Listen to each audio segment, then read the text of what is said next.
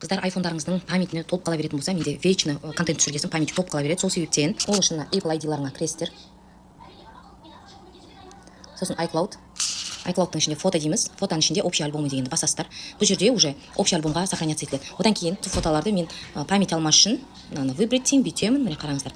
Мынаның барлығын алдым да добавить в общий альбом дейді. Міне. Общий альбомға название жазасын. Замир альбом. Не, все. Создать. Все. Не көрдіңіздер ма? Общий альбомда тұр. Мына жерде мысалға мен қазір осы фотоны қараңыздар. Осы фотоларды удалить етем, қараңыздар міне. Галереяма кірдім мысалға. Мына фотоларды алам да, міне выбрать, міне осы весь фотода удалить. Удалить еттім, көрдіңіздер ма? Бірақ общий альбомда қалды. Бұл вообще 5000 фотоға дейін осы общий альбомның ішінде тұрады. Ешқандай память алмайды.